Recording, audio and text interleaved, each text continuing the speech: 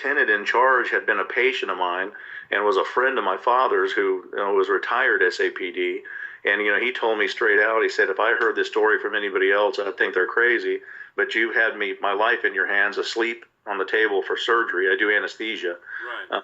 And he said, but, coming from you and your story's never changed. And, so they went through ICE and tried to see if any of this video, if they were videoing any of the sexual assaults and putting them anywhere. And basically, in the end, it's almost kind of like this former FBI guy is allowed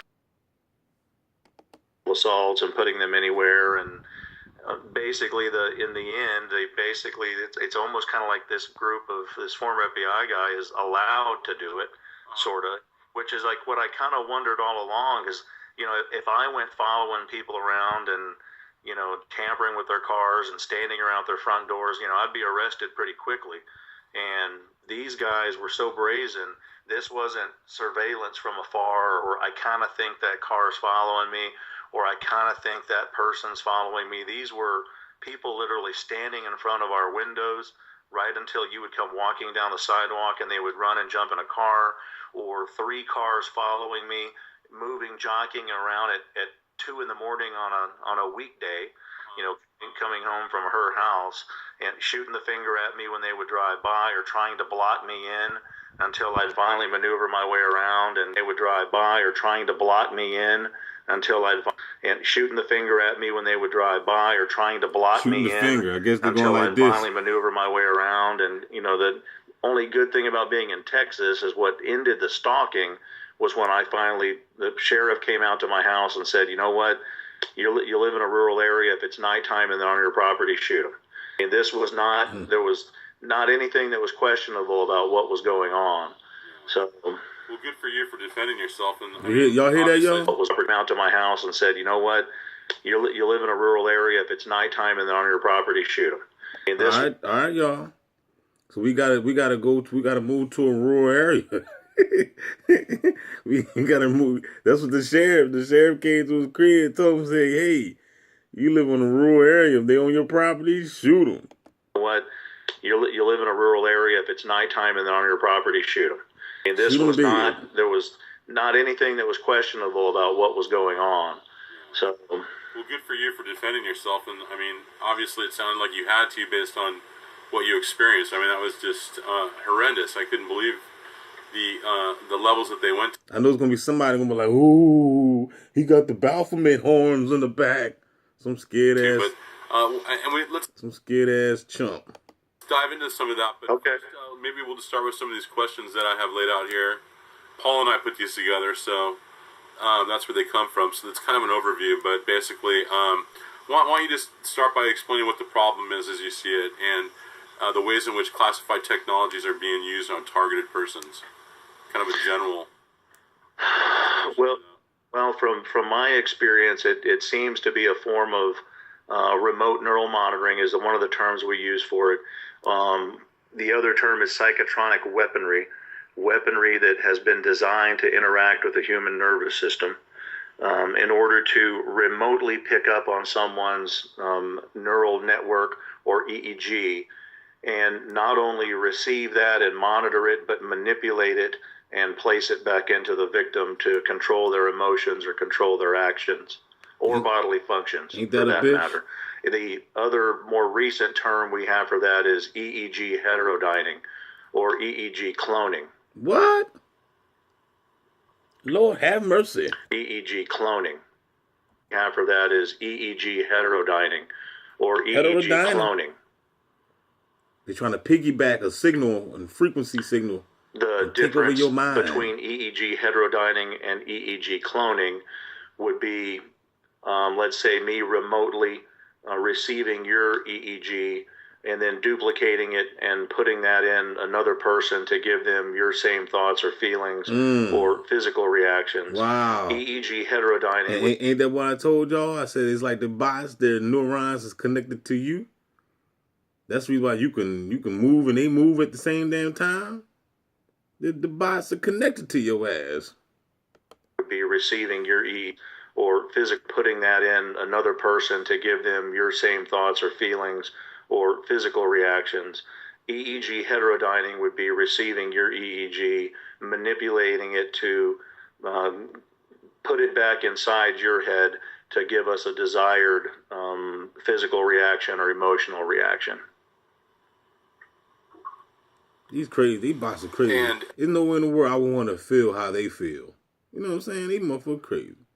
And exactly, I mean, give me an idea of how this technology works. I mean, I wish I could give you a good example of how it works. I know Robert Duncan worked on some of the projects. I mean, he claims it's a very complex, mathematical situation that does it.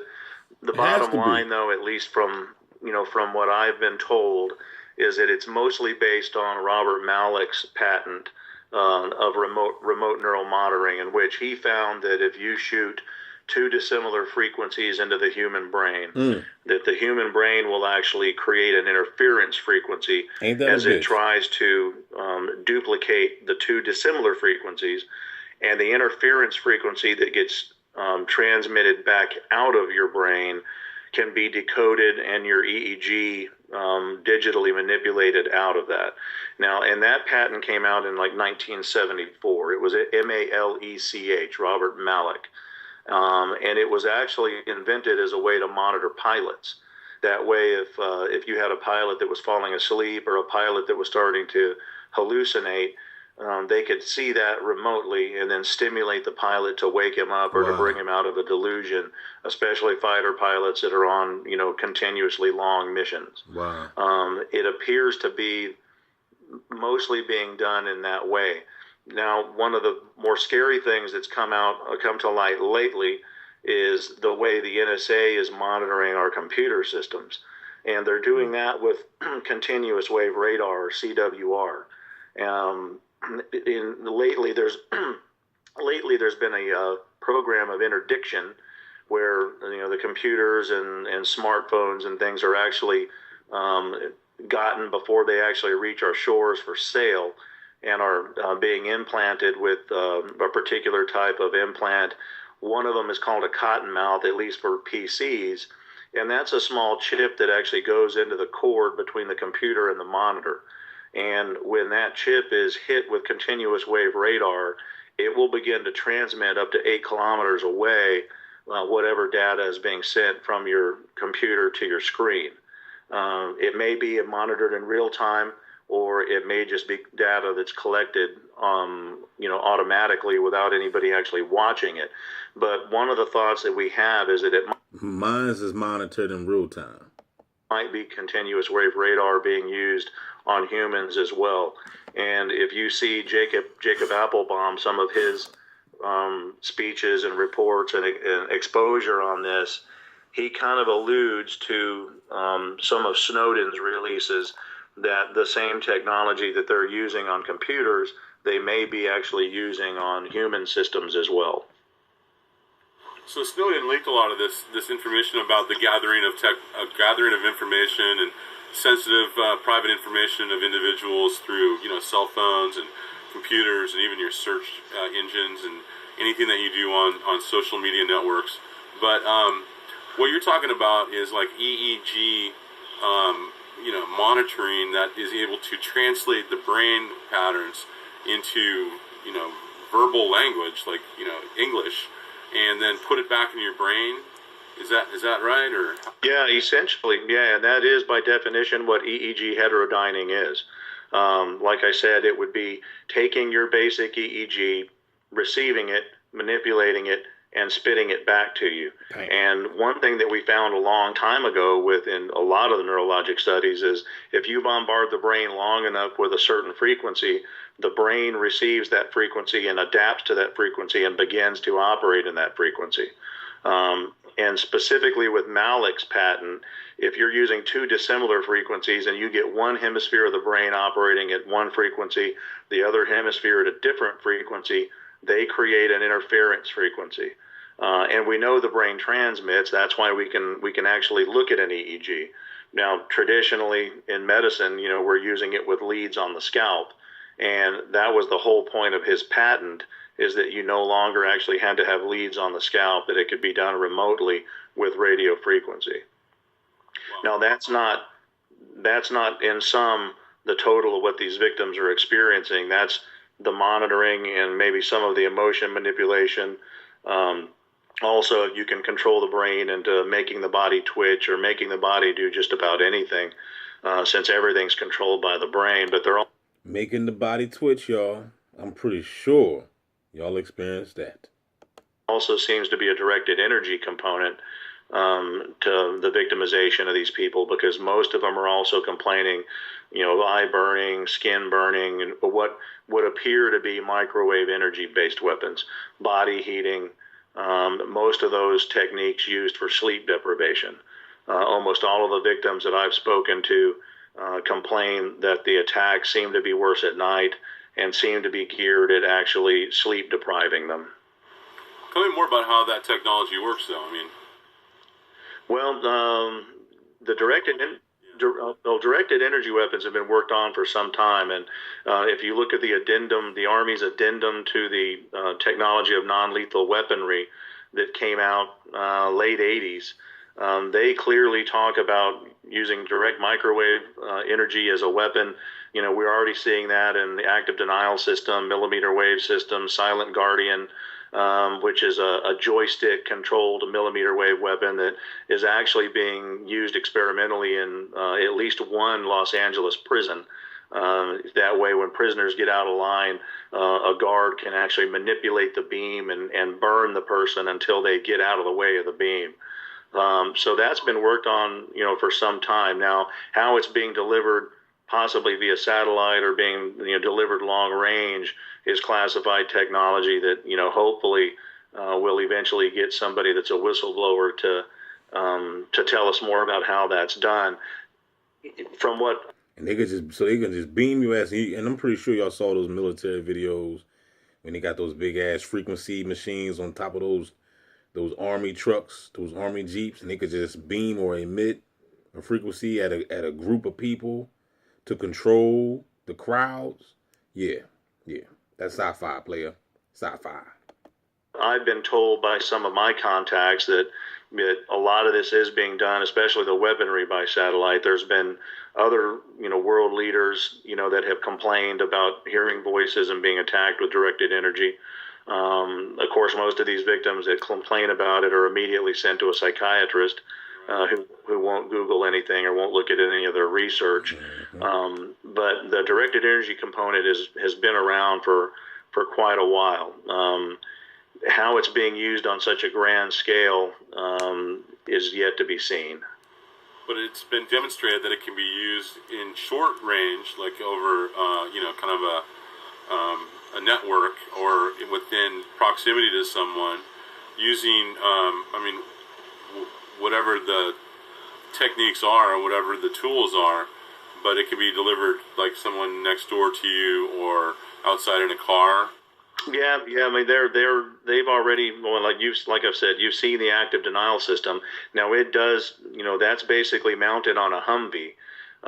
As far as what I've seen, a lot of victims complaining about possible handheld directed energy weapons that are being used on them possibly by a neighbor or someone from a car. I think most of what we're dealing with in the victim population is probably satellite based or something much more remote than that. I know in my personal studies, I've actually taken victims onto a ranch here in Texas where there's no power lines, there's no cell towers. You can do RF scans on the property and see that it's pretty clear. And these victims still hear voices, they still get attacked. I've done the same thing by taking victims in a boat into the Gulf of Mexico to escape the possibility of it being handheld weapons or neighbors. They still hear voices, they still get attacked. And some of the victims I've talked to, they're probably a little better explaining their situation, have even got on planes and flown to other countries. I had one victim who's pretty well off financially that actually flew to Cuba to try to get away from this, and was still hearing voices and still being attacked even in Cuba.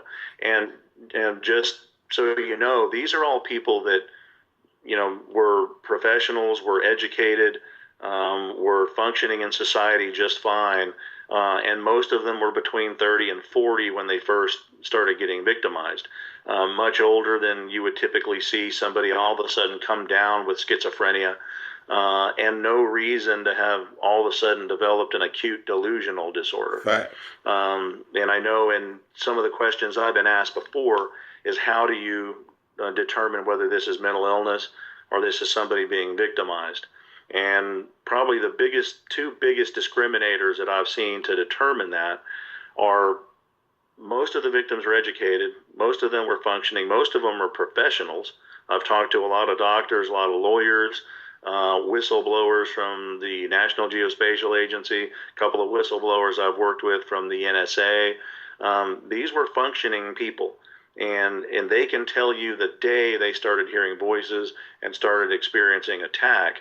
And typically it's in the 40s, late 30s, early 40s, with no history of mental illness and high functioning in society prior to that day. The other big discriminator is with true mental illness, even bad schizophrenia, medication works. And I being a physician, I certainly don't want to come off as saying that everybody that hears voices is being victimized by technology. There's mental illness. Schizophrenia exists. Schizophrenia usually responds to medication.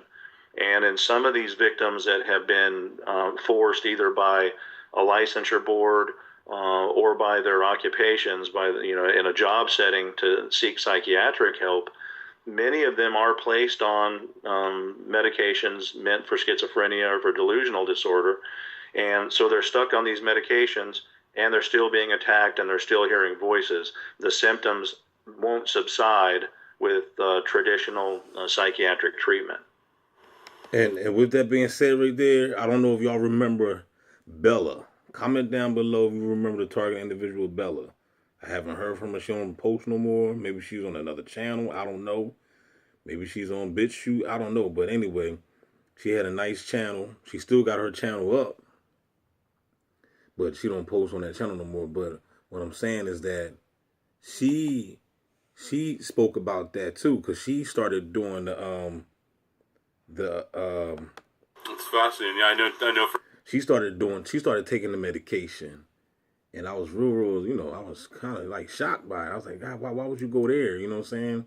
And but for the record though, don't get on medication, y'all. You know what I'm saying? But what I'm saying is that she even admitted it. She said she was taking, because she was receiving the voice to skull, right?